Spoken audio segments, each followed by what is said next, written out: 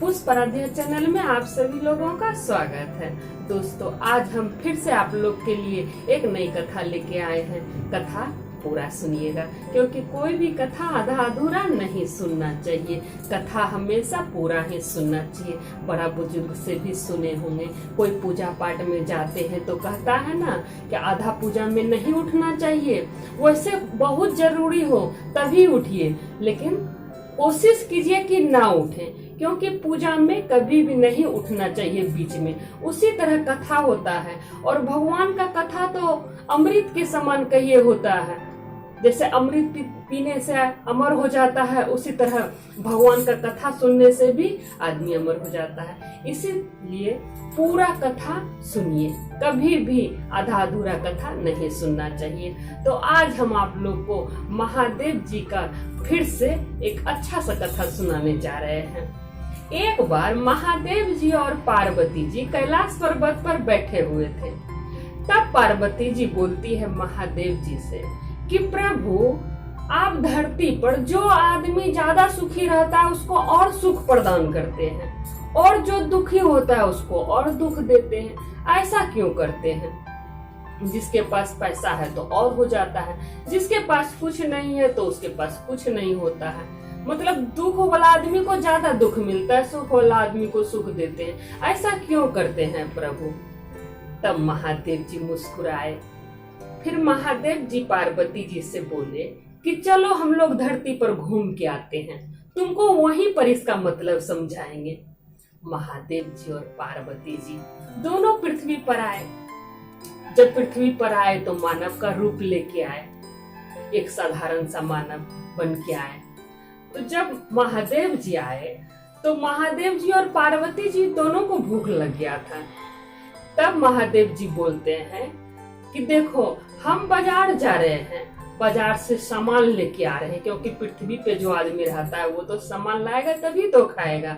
भगवान थोड़े है, भगवान तो अपने जगह है। भगवान मानव का रूप लेके आए हैं, तो जैसे हम मानव लोग सब कुछ करते हैं, भगवान को भी तो उसी तरह करना पड़ेगा।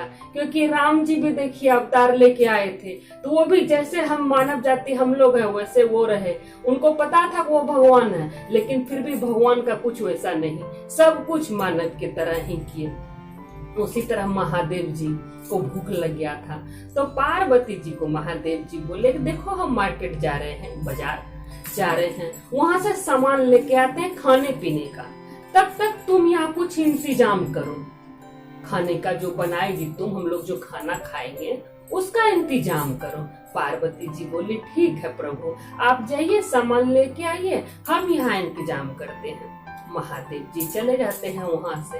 अब पार्वती जी क्या करती है? अब तो पहले खाना बनाने के लिए तो चूल्हा बनाना पड़ेगा, तो पार्वती जी चूल्हा बनाने के लिए सोचने लगी।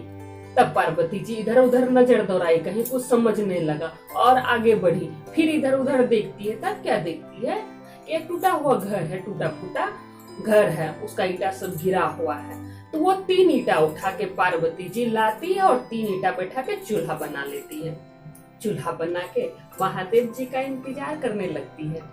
महादेव जी थोड़ा देर होता है, फिर आते बिना कुछ सामान लिए। जब महादेव जी आते हैं तब पार्वती जी बोलती है प्रभु, आप तो सामान कुछ लाए नहीं।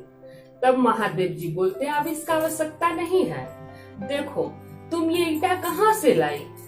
तब बोली पार्वती जी बोली कि प्रभु, यहाँ पास ही में ना एक घर टूटा हुआ था, उसी से ये 3 ईटा उठा के लाए हैं। तब महादेव जी बोलते हैं देखो, एक घर तो पहले से ही टूटा हुआ था, तुम उसको और तोड़ दी। वो घर पहले से ही गिरा हुआ है, तुम चाहती तो अच्छा घर से भी ईटा ला सकती थी। अच्छा घर से ईटा लाती, उसका तो कुछ नहीं बिगड़ता। और जो घर पहले से टूटा हुआ है तुम उसको और तोड़ दी, ये गलत बात है ना। तब पार्वती जी के दिमाग में आया कि अरे महादेव जी क्या कहना चाह रहे हैं। दोस्तों देखिए, पार्वती जी से महादेव जी क्या कहना चाह रहे हैं कि जो अच्छा से रहता है, जो दान पुण्य करता है, अच्छा ढंग से अपना जीवन व्यतीत करता है, जैसे घर ही घर देखिए बढ़िया से रखा हुआ, ईटा सजा के अच्छा से घर बना हुआ है, तो उसको कोई कुछ कर सकता है? और जो गिरा हुआ है उसको लोग ढो लेता है, जुड़ा लेता है, कर लेता है। इसी तरह जीवन होता है हम लोग का। हम लोग जितना संभाल के अपना जीवन को रखेंगे उतना ही अच्छा से रहेगा। अच्छा बुद्धि विवेक से चलेंगे तो अच्छा से जिएंगे। खराब बुद्धि विवेक आएगा तो फिर तो वही टूटा हुआ घर के समान हो जाएगा जो सब आपको लूट के ले जाएगा। इसीलिए दोस्तों हमेशा धर्म कर्म करिए, कभी भी गलत रास्ता की ओर मत बढ़िए। जहां तक हो गरीब का मदद करिए, क्योंकि महादेव जी भोला है। सब देवता में तो महादेव जी जल्दी खुश होते हैं, ये तो सबको मालूम है। तो महादेव जी के जो भक्त होते हैं उनको भी उसी तरह सच्चा बनना पड़ेगा। जैसे हम लोग बोलते हैं इतना कुछ करते हैं कुछ नहीं होता।